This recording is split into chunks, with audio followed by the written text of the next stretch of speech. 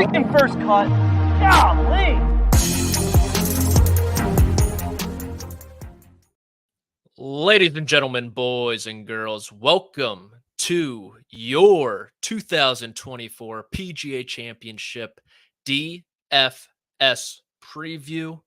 We'll be talking all the ranges, and I'm bringing in the best in the business. Greg DuCharme at therealGFD. Greg, what is going on this fine Monday? Well, Patrick, I'm flattered with the introduction, and normally I would say that I'd fight you on it. I'm not the best in the business, but this week, in my hands right now on this sheet of paper, I have 24 of the top 25 finishers at the 2024 PGA Championship at Valhalla. And I'm going to share it all with you tonight for free. Wow. That is quite the lead. And I appreciate you underselling so you can over deliver when you have all 25. You might bring that in at the end. Stay tuned. Perhaps. Well, that will not be the case. But what it may turn out to be that I have the top 24 of 24. Okay. I'm leaving a little wiggle room. This is a hard game. It's a very hard game. And we're taking some chances here, but look, it's already happened in my view. Well, I'm looking forward to it because as someone who gets it wrong just about every week, I could use some good advice in my life. So we appreciate you, Greg. Well, we'll try to get it right tonight. We'll try to get it right. And shall we get into the golf course? Shall we get right into it? Yes. This might be the best part about major championships. The golf course. I agree. Always root for the golf course. None of the players. All right. We are heading back to Louisville, Kentucky, Valhalla Golf Club for the fourth time, 1996. Mark Brooks defeats Kenny Perry in a playoff after Kenny Perry was hanging out with Jimmy Nance and the rest of the boys after regulation. 2000, Tiger beats Bob May in a playoff, one of the most iconic moments, chasing that putt into the hole. Fifth major, part of the Tiger Slam. Count it. 2014, Rory McIlroy beats the clock, beats Phil Mickelson, beats Ricky Fowler. Last major number 4. And we are back. We are back, Greg, and it's gotten a little longer. I got a couple of the course modifications in front of me. Pretty beefy on paper. Par 71, over 7,600 yards. They changed the grass in the fairway a couple years back. They added some length. Greg, it seems like, Josh likes the term big boy. He uses it quite a lot. And I think it's a big boy golf course.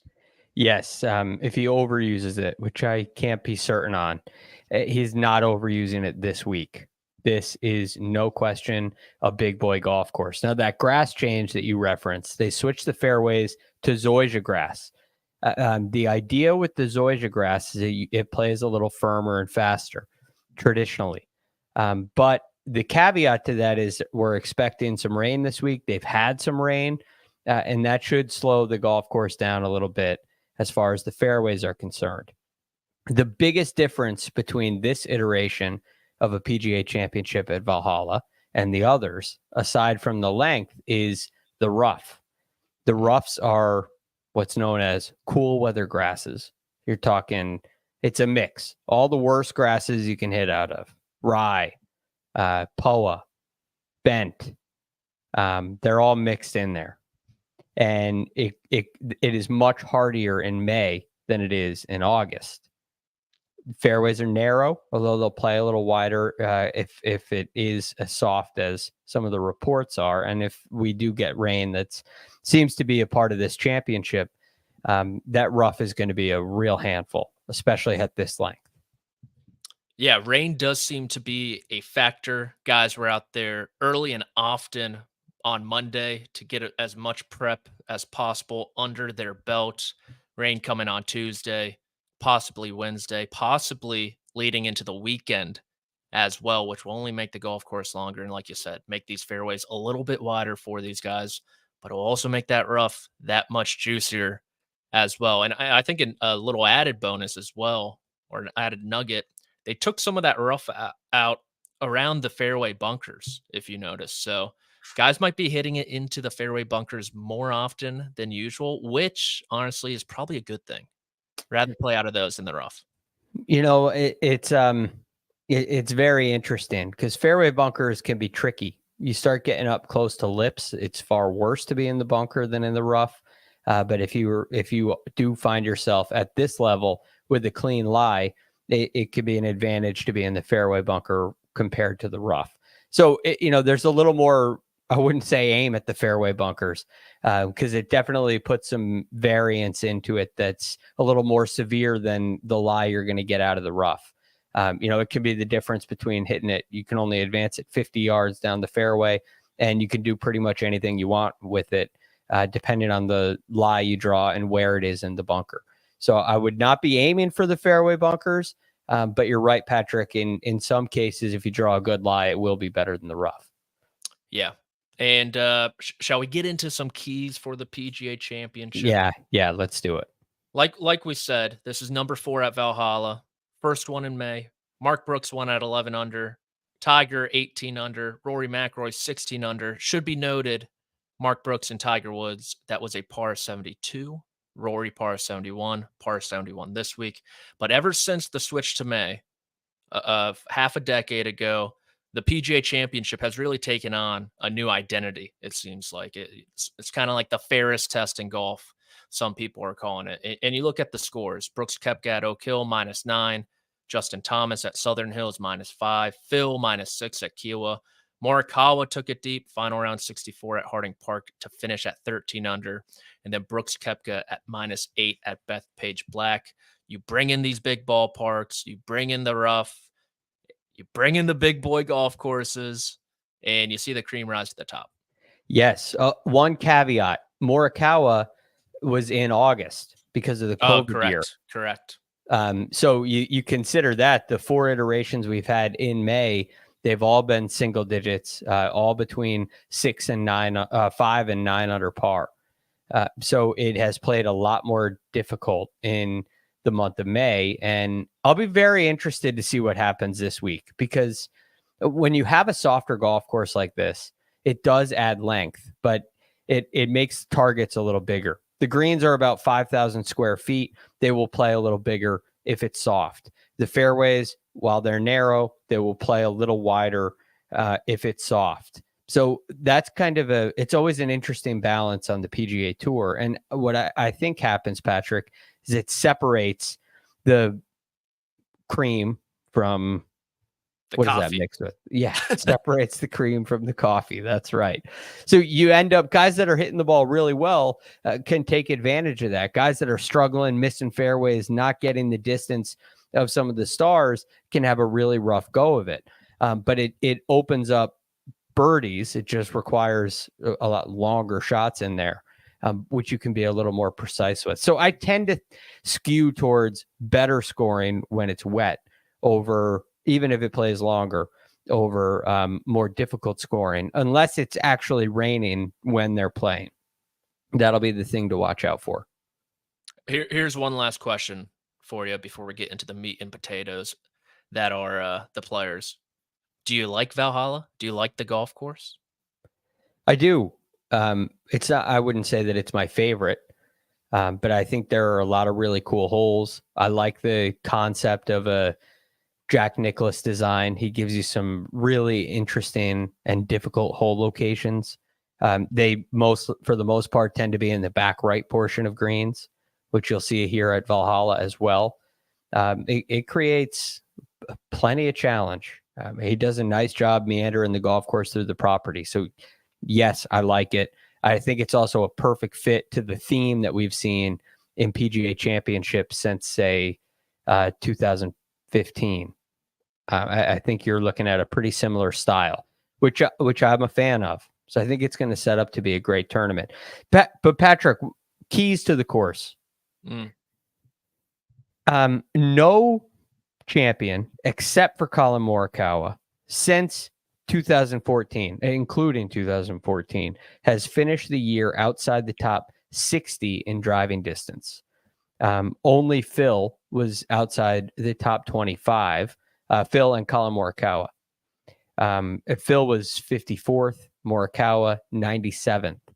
So that's an interesting change that we've seen to the PGA Tour. And all the things that we're hearing, all the things we just talked about this week also point towards distance. When that rough gets longer, tendency is it gives the long hitters an advantage.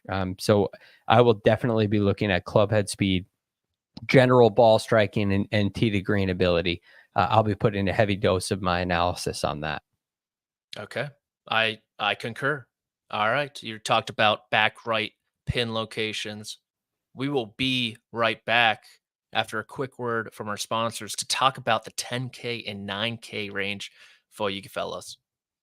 We need your sports news anywhere. We've got breaking news to bring you. Then get your sports anytime you want them. Big trade news overnight to discuss. Because we know you need sports all the time. A lot of movement in the rankings this week. A legend adds to their legacy. We're bringing you that breaking news right here on HQ. CBS Sports HQ, anywhere, anytime, all the time.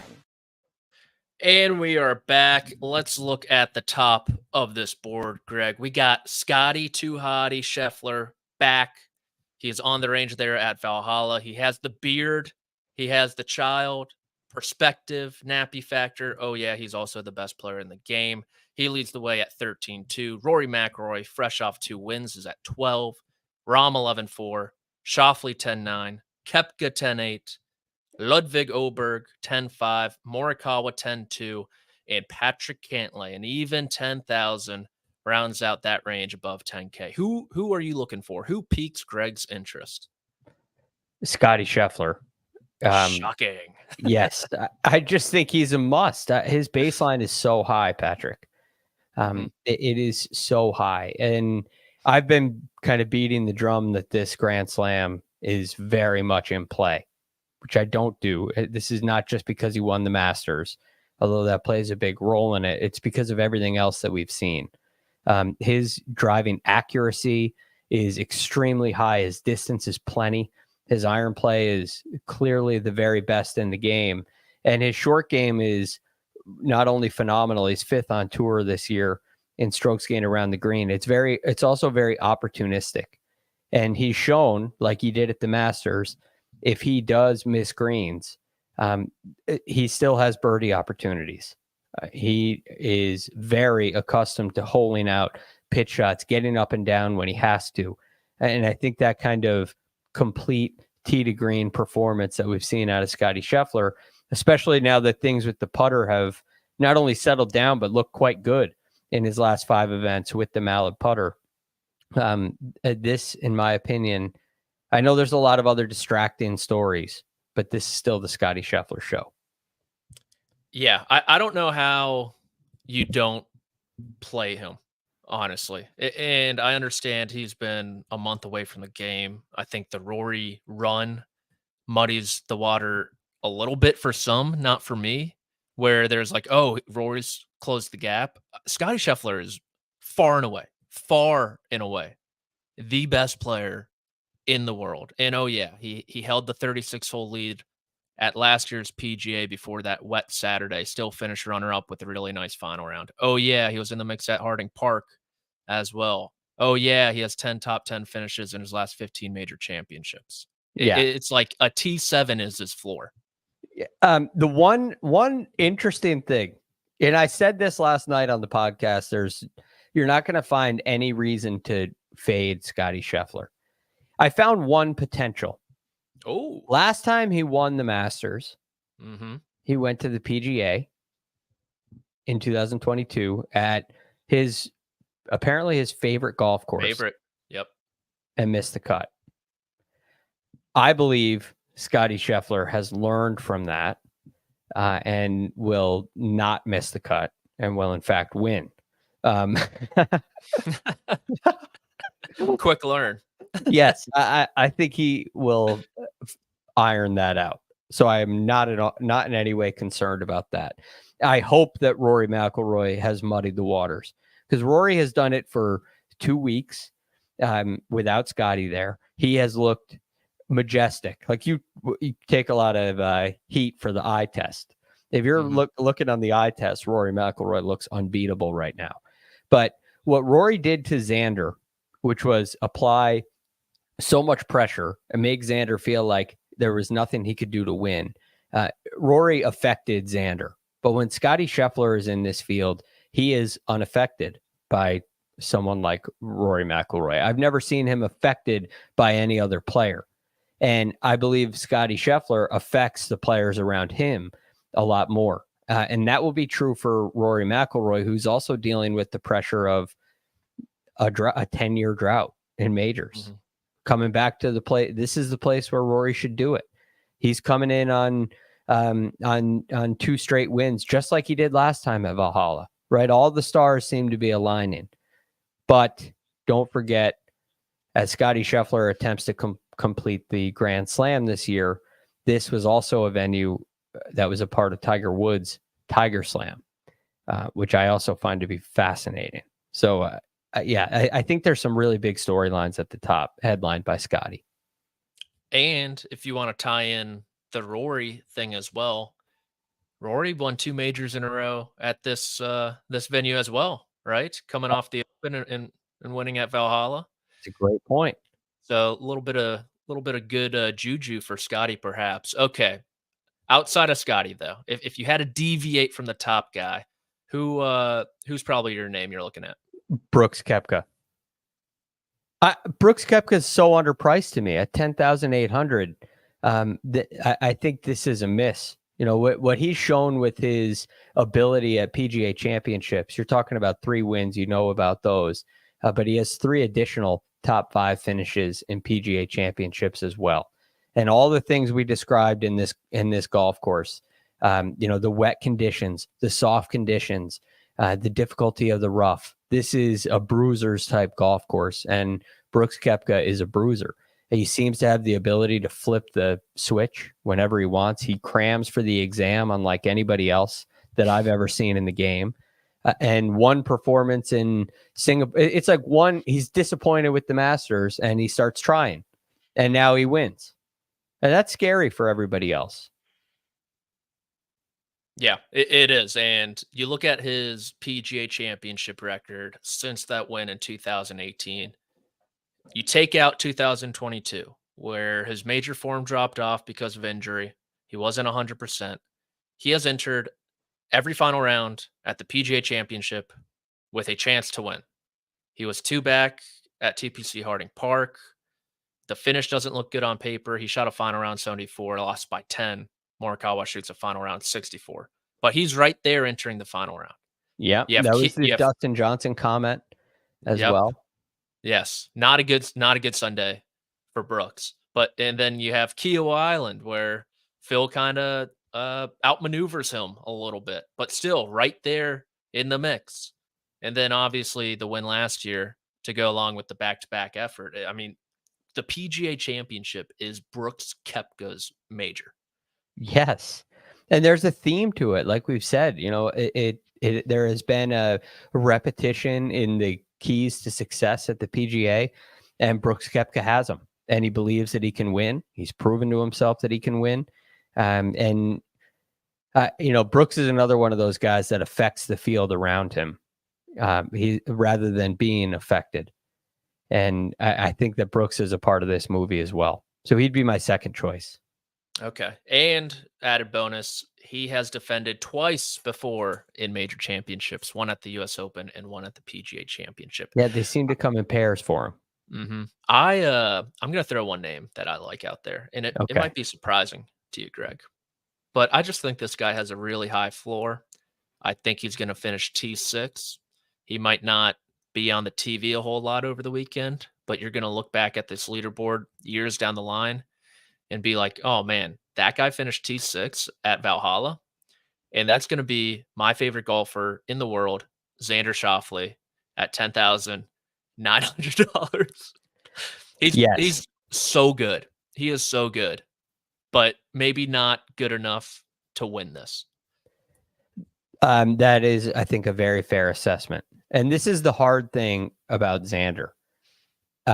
If you're not good enough to win this, which, let's be honest, he's good enough to win. He is good enough to win this. Yes, he is. Absolutely. I don't know if he has the stuff to win it. I don't know if he's going to win. So that it puts him in the back seat because of pricing, right? If he was in the $9,000 range or even 10,000 flat where Patrick Cantlay is, there's a world where you could get him into a lineup with Scottie Scheffler, especially because we have a 5K range this week. But in order to play Xander, you're going to be passing on Brooks. I guess in theory you could stack those two, but then you'd be passing on Scottie and Rory and John Rahm. I mean, it's really hard to pass on all those guys for Xander Schauffele, even though he's been great and he's reliable and probably will finish T6, like you said.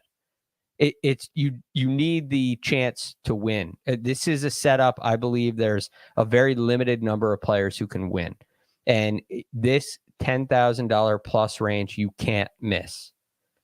And if you pass on the winner in this range, you're not going to win your contest. So that pushes me away from Xander, unfortunately. Fair enough. All right, shall we dip to the 9? You want to talk about anyone else in the 10?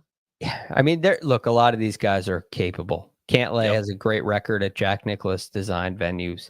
He's been playing all right. Ludwig, you can't sleep on him. He is so good too. And Rory could win.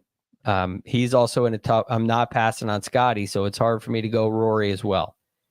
That's just the unfortunate thing. All of these guys are very capable, but I think for me it's Scottie, it's Brooks. This is including pricing. I think Ludwig would be my third. Okay, my 3, if I had to pick, would be Scottie, Xander, and then Ludwig. Okay, I'm gonna keep Koepka out. He'll be a very popular name. That is absolutely.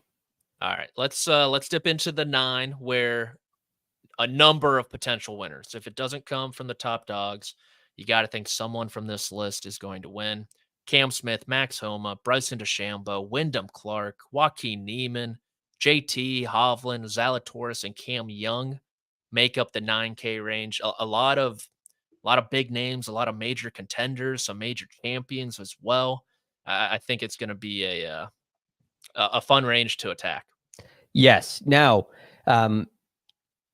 tomorrow on our mega preview pod, our best bets and storylines, my best bet will explain this a little bit, but I'm a little more willing to go with the safe play, but probably won't win from this point forward, because I believe the winner is in a range we already discussed. Okay. Vehemently. So that being said, I still want guys who could, right? In the odd chance that I'm wrong. And I think there's a bunch of them here. Bryson DeChambeau, first and foremost, at 9,600, I feel like that he's a little bit underpriced. I know there was a little bit of a fade at the Masters, but I believe that distance is going to be extremely important. He has plenty of it, and that could be absolutely used to his advantage. What are your thoughts on I know you're following the Live Tour a little bit. What are your thoughts on Bryson? I love Bryson DeChambeau this week, Greg. We did a preseason picks for the majors. I picked Bryson at the beginning of the year. I unfortunately deviated from my Scottie pick at the beginning of the year at the Masters. I will not be doing that again. I love Bryson for all. I mean, the course fit's fantastic. He was the first round leader at Oak Hill last year, contended there, first round leader at the Masters. Faded over the weekend because of, some short game issues. I think the speed of the greens really got to him. Yes. With that heavy putter, he lost all his speed control over the weekend. I don't think he's going to have that issue this weekend. Yeah. And he can have his quad out there on the putting green with him now. Yes. He gets all the tools. You let Bryson DeChambeau have all the tools, all the gadgets, all the fun and games. I really like his chances. Yeah. So he's my first play. I agree with you there. Next, I am very interested in Wyndham Clark. I feel like after last week's performance and a disappointing title defense, a lot of people are going to go away from him. I would put Wyndham Clark in the small group of players who can win this tournament. He has all the distance that you need. His iron play has been very good this season. It's been okay of late. His short game is great, and he may be the best putter that we've talked about so far.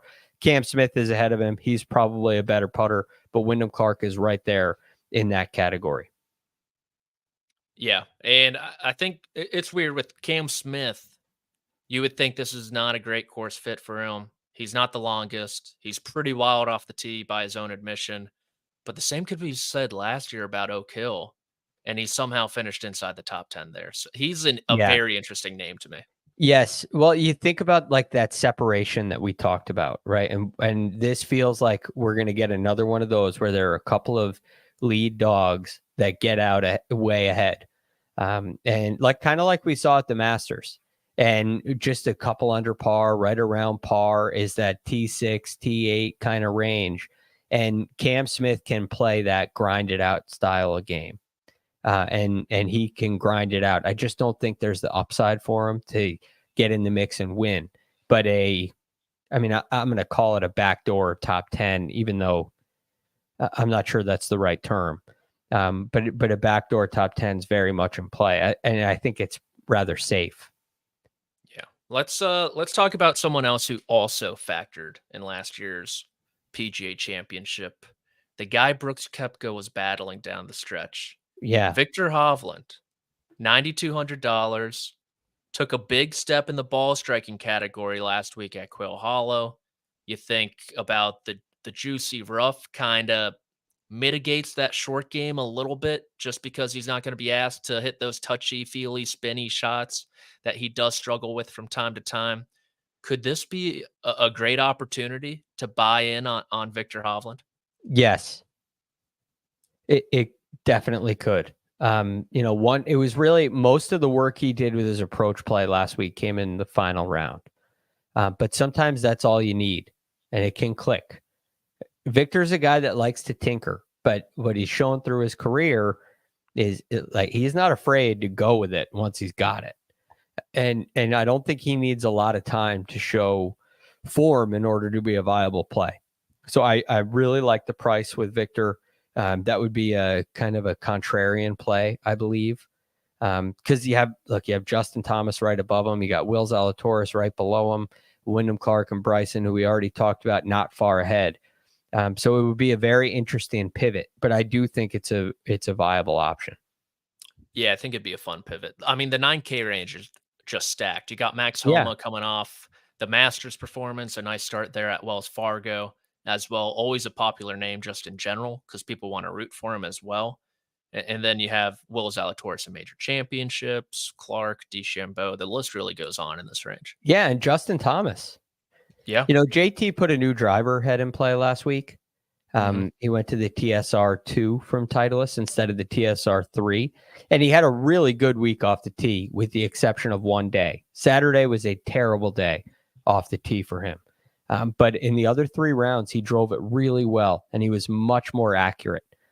And I think that can be a big benefit for JT when he's a little straighter off the tee. His iron play is still very good. His short game is very strong. And the last 2 weeks with the putter, he gained over 2.5 strokes putting at the RBC Heritage and lost less than a half a shot last week at the Wells Fargo. Well, that's always a concern with him. I think his putter is in a good enough place to compete. So yeah, JT is on that list as well. Okay. And one guy we didn't mention who I like a lot is I like Joaquin Niemann at 9.4.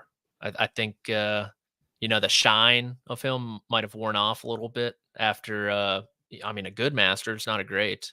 And he might be in the background a little bit with some of these guys. Sandwiched in between Wyndham and JT. He might get lost in the shuffle. He's clearly hitting the ball really well. And after Masters, there was, he's got back-to-back top 10s on Live. Make of that what you will. I don't know how much weight to put on that. It's still difficult for me, but it's clear that he's striking the ball well, and has the distance for it as well. Which, by the way, Patrick, I feel like we've gone through everybody in the 9K range now. Cam Young is another pivot play for me without question. If this is as distance biased as I think it's going to be, Cam Young at 9,000 flat is a really smart play. I mean, T34 at the Wells Fargo, T62 at the RBC Heritage is not great, but he does have a propensity to step up in majors. And his greatest asset, which is his distance, could really shine through, and it could be enough to help him compete and contend this week. Yeah, absolutely. I agree with that one. That'd be a great pivot. All right, we will get to maybe a couple more pivots coming up with the 8K range and down below. But first, a quick word from one of our partners. There are some things in life that you can't quite explain. An extraordinary story. Maybe it sounds flawless, looks effortless, or makes you feel like a part of history. The first ever goal for BFC. And when all of those phenomenons come together, it's perfect. Pitch perfect.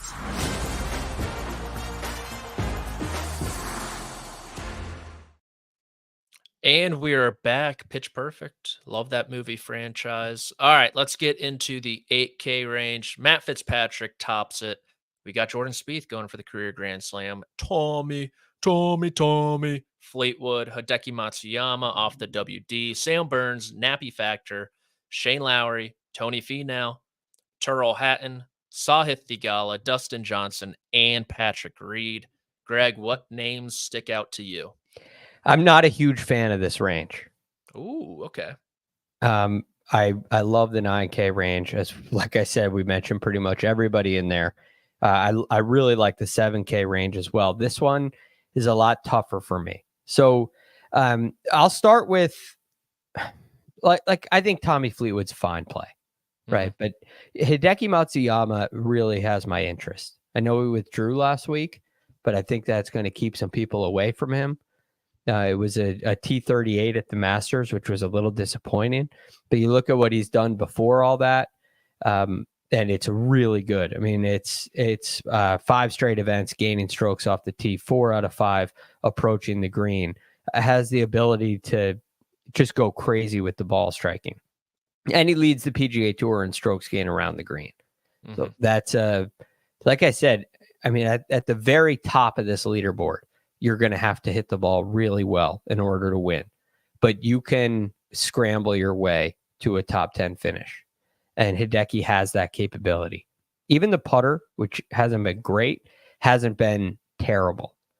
The back is a concern, but I've kind of learned that with Hideki, if he's playing, you can go with it. It's not like an injury where he's going to need surgery. It's like it hurts today. It might be better tomorrow. Which is a tough place to be, but he's been worth the risk time and time again. Yeah, live by Hideki, die by Hideki, as we saw on the internet, the social media last week at the Wells Fargo Championship. A lot of unhappy DFS players. Too bad. Touch some grass, nerds. I agree with Tommy Fleetwood. I like that play. Sahith is kind of, he's like poking his head around the corner, saying like, hey, what about me? To me at this moment. Same with Hatton a little bit, coming off that nice Masters, and he's played well on Live lately too. But outside of those names, I'm kind of with you. Like, do you want to dive into Jordan Spieth? No. Do you want like Matt Fitzpatrick? He's kind of just been weird. It's been a lot of putting. Didn't play great last week. Way too much putting. He had a good final round, but like outside that, Shane Lowry, not enough putting. No, I'm not going near that. I've fallen for that. That may be personal, Patrick. You and I know that very well. I'm not at a point. I will be late on Shane Lowry. I can promise you that. I will be late. And I'm not late yet. Okay. So I'm not going anywhere near Shane Lowry, who I love dearly. But he's just hurt me too many times. So the other name that I wrote down, I only wrote down 2 names, Hideki and Hatton. I think Hatton has been very consistent. He has been very good off the tee. He has shown an ability to perform well in majors, well enough to warrant an $8,200 price tag. He's been very complete all the way across the board, even in his live performances in the Masters. His short game and putting is very good, and He'll complain his way right inside the top 25 this week. Yeah, he's vintage T12 type of guy in a major championship. Yeah. Yep. And Which, so I'm not afraid of that. Yeah. All right. We good with the 8Ks? Yeah. All right. Let's get into the 7. There are too many of them for me to list, so I will not be doing that. But let's look at some of the notables. Jason Day off a good finish at Quail Hollow. Benny Yon as well. You got Taylor Gooch in this range. Seb Straka, Ricky Fowler, my guy Russell Henley, former PGA Championship winner Keegan Bradley too.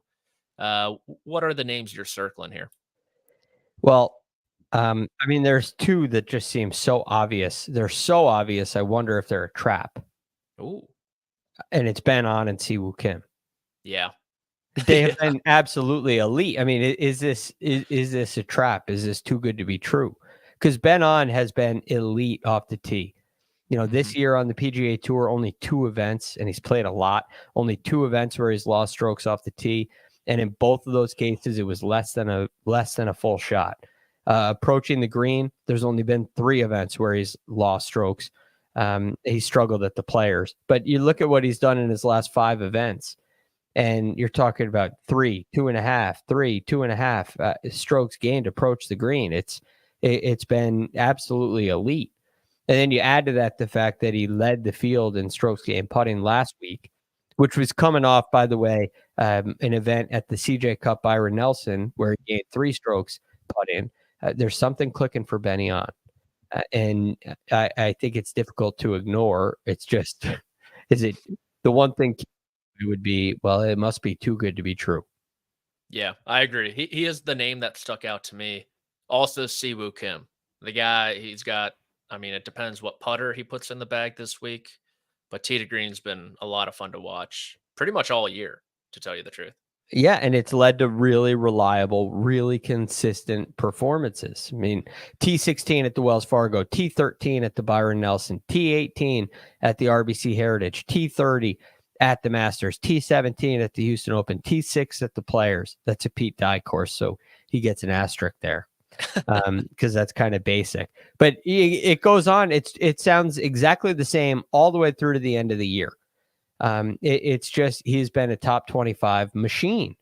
And the one thing holding him back, which I really like this kind of profile because, okay, the finishes are not indicative of how well he's been hitting it. You know, he's been hitting it like, a upper echelon player, like a 10K plus kind of player. He really has.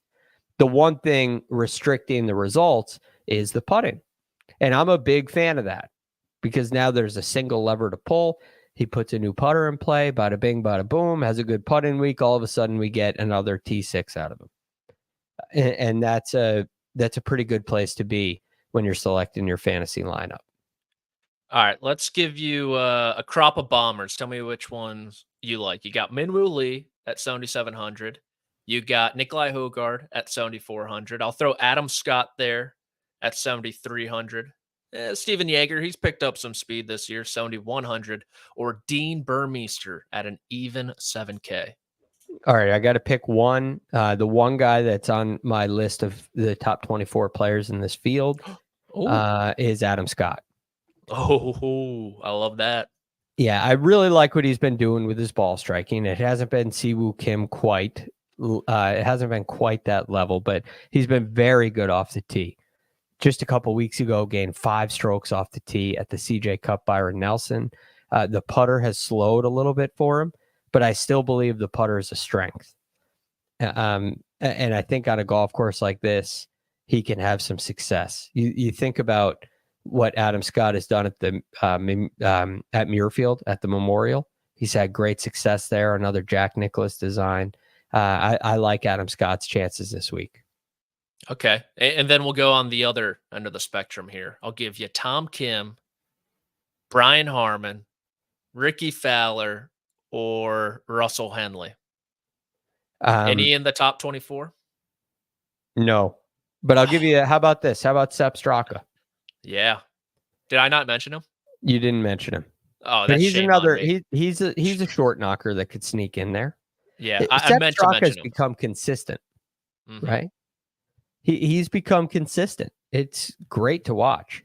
When you see him finish T16 at the Masters as well, it's a signal to me that he can perform in a major championship. He's nearly won a playoff event on the PGA Tour. I don't think he's afraid of getting in the mix in a big time tournament. So what Sepp has done with his driver, even though he's not very long, is he's been extremely accurate. And as a result, he's gained strokes to the field in every single event this year off the tee. The iron play in his last 3, he's gained 3.5 or more strokes to the field approaching the green. It's been stellar, and he's a pretty good putter as well. Yeah, he might be my guy in this range. 5 top 16s in his last 6 tournaments, and you talk about competing on the big stage. Runner up at the Open, played well at Oak Hill as well, inside the top 10 there. So capable of getting it done on a big boy golf course. Shall we move on? I got one more guy I want to bring up. Okay. I have a feeling I wouldn't be surprised if you're saving this guy and I'm spoiling the fun for you. I can see it now. He's going to be on your betting card for tomorrow's episode. Corey Connors. I thought you were going to go with Russ Bus Henley. Well, no. I mean, he's a top. You're not going to get any odds worth anything for one of the top 10 players in the world. That's true. That's true. He'll be 100% owned too. So you need to kind of get some leverage here. So that's a good point. All right. What about Corey Connors? Corey. I mean, look at these results. T11 at the Zurich Classic. I can't think off the top of my head who he was playing with, but T13 at the Wells Fargo last week. He's been great with his iron play. He was a factor in the PGA Championship last year. The short game has been a problem. The putting has been a problem. The results aren't really problematic. So the narrative is it feels like there's a little Canadian thing going on the PGA Tour. Like they're feeding off each other. They all want to be on this team. Is Corey Connors the Canadian that steps up in this PGA Championship? Interesting. And I do know who he played with. So it might be a little added motivation seeing he just got into the winner's circle. Taylor Pendrith. Yeah. Okay. Yes. So, okay. He was victim of that same bunker. He was victim number 1 of that bunker on 16 at Oak Hill. On Saturday. Yeah. Then it claimed Vic. Yeah. So look, Corey Connors in the 7K range would be towards the bottom of my list. But I think he could be playable if you're into that kind of thing. Yeah, only if you're into that kind of thing. And who knows if it's wet and it's muddy and it's kind of ugly out there. Boring golf will work. Canadians, right? They like bad weather. Sure. They love it. They grew up in it their whole lives. Yeah. All right, let's get into the 6K here. A lot of names. We got Tiger Woods at 6,800. JT Poston 65. If you're looking for a big hitter, you got Ryan Fox there at 64. Nick Taylor, Canadian, at 61.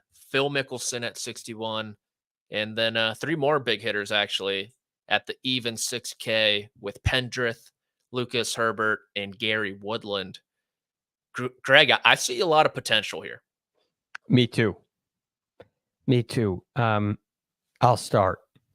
I will start with a name you did not mention, and I understand why. And that name is Cameron Davis. This is purely a potential play, right? You're looking for guys. You kind of have a choice here. Am I going to take somebody who's got the stuff physically to compete in this thing? And I believe that distance will be such a separator. I think it's going to be real hard to pick out the guys that find their way on the leaderboard that aren't distance guys. So I want to load my lineups with big hitters, and Cam Davis fits that mold. And his play of late has been okay enough to warrant that. I don't think anything's broken in his game. He just hasn't quite put it together. So he's a play for me. Okay. Speaking of distance, if it is as important as the experts are projecting. Two names I didn't mention either. Keith Mitchell, phenomenal driver of the golf ball. And what about Kurt Kitayama, a top 10 finisher at Oak Hill last year? Yes. Name already been clicked. He is one of my favorite long shots of the week. I really like what he's done.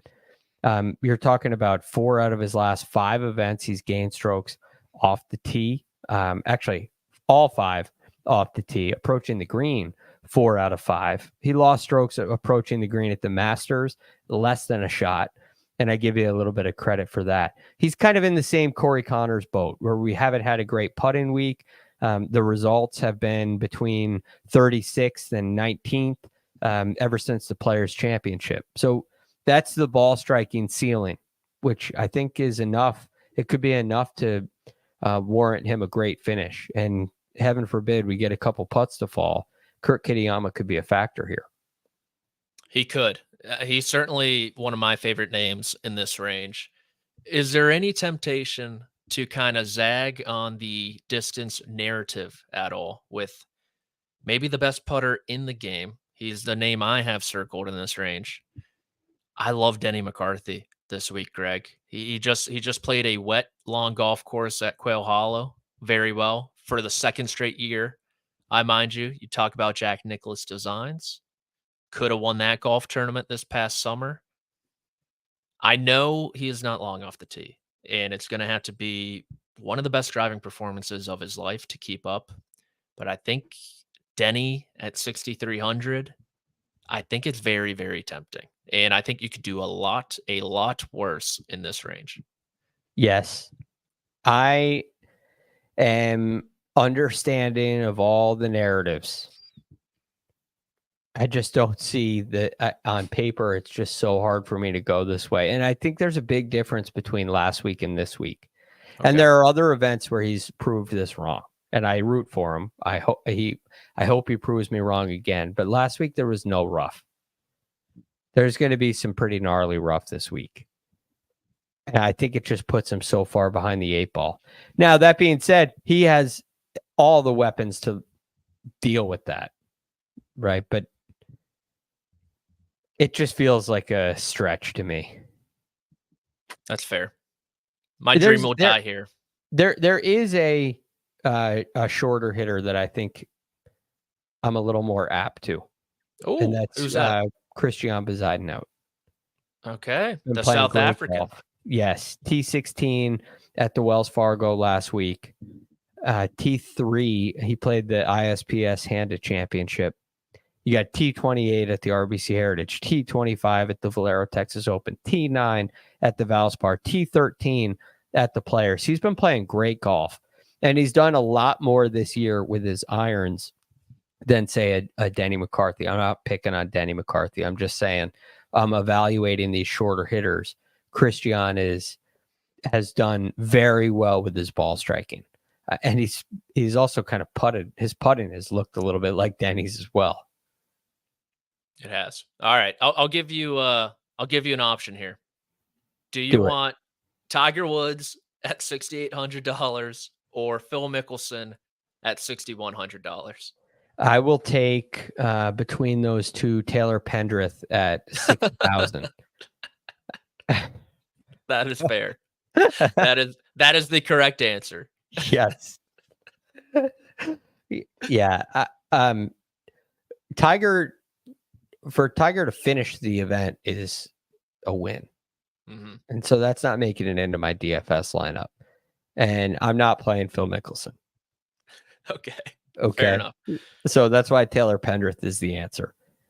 He seems to be healthy. Pendrith, that is. Obviously clicking on all cylinders after the big win. It's just been really special for him now that he's healthy, and he has that prerequisite, as I call it, at this venue, which is the distance. The putter's hot. It's been hot all year, but now that he's hitting it better, it's remained hot, which is a really good sign. Yeah, and I'll throw one more name out there. Taylor Moore, 6.2. I'm a sucker for Taylor Moore. Yeah. I play him like every week. I am too. And you know what he does really well? He's got a good short game. Yeah. And again, I don't know if Taylor Moore has the stuff to win, but yeah, it could keep him around. Yeah. And I mean, I was tracking him last week just because I had the top 30 bet on him.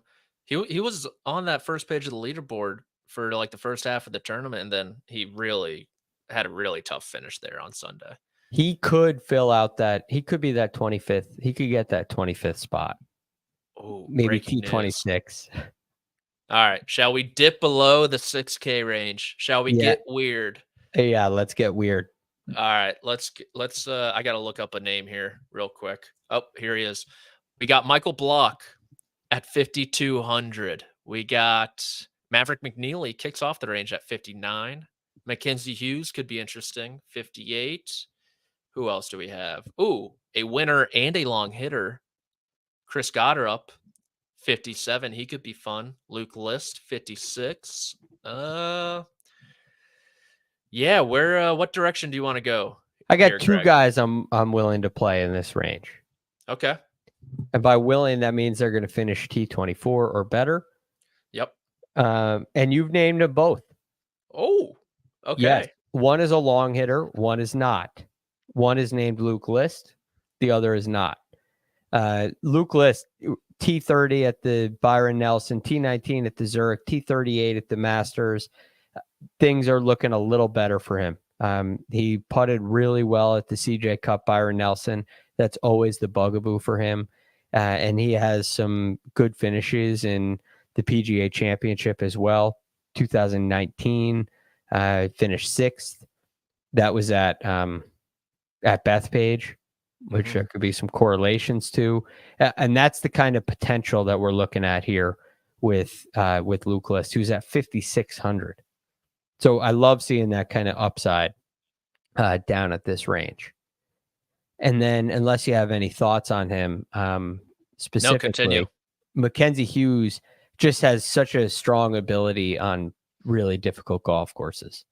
It's almost, it's like exactly like what you said about Danny McCarthy. And I said I didn't agree, and now I'm doing the same thing with Mackenzie Hughes. Okay. So if you like Danny, go ahead and do it. Mackenzie Hughes just feels like he's born to grind it out in these difficult conditions. And like we said, bad weather, Canadians love it. Yeah, good call. Denny's from the DC area. Too soft. Yeah. But look at what Mackenzie Hughes has done on the greens the last 5 weeks. I mean, he gained 6.5 last week at the Wells Fargo, 5.14 at the CJ Cup, 3.8 at the Houston Open. The Valspar, he took the week off, 0.64. And then at the Players Championship, he gained 9. Oh, I'm sorry. The Valspar, he did not take the week off. He gained 9.5 with the putter. Houston, he hit it too well to putt well. And that's where he gained 0.64. So, I mean, that's just an incredible run on the greens. At 5,800, I'm a little more willing to take the chance. Yeah, and I mean, he's factored. I remember him being there at the 21 U.S. Open at Torrey Pines. He had his ball into the tree on that par 3 on the back 9. And look, at the PGA Championship, he has 4 missed cuts and a T58. So, okay, so he's due. Yes, he is due. I have a couple names here. Patrick Rogers kind of draws my interest. Yeah, a little like bit. The distance driver putter combo. Yeah, at 56. Sebastian Soderberg. You love him. The Chanticleer. Yes, the Chanticleer who broke my heart at the Volvo China Open. Made double bogey on the last snap hook, lost. And then rain shortened. Yes, and rain shortened, which I thought was a good thing at the time. Turned out to be a bad thing because he entered the final round with a 3-stroke lead. But he's playing really, really good golf at the moment. And so those are kind of the two for me, at least. Maybe some EVR. Yeah, I was just looking at his name. It could happen. Yeah, T4 last week in Myrtle Beach. He's played big golf course as well, right? He has. Yeah. Mexico Open, his win in the fall at Gosh, I already forget that one. El But, Cardinal. yes, the Tiger Woods design. Good, Yes. good pull. So There are some, I think, contrasts between this venue and El Cardinal, yes, but just they're a both long. few. The scorecard yardage, that is pretty much the only similarity. Oh, good times, good times. All right, you got anything else? Any final names you want to click? No, I've named them all. I've named them all.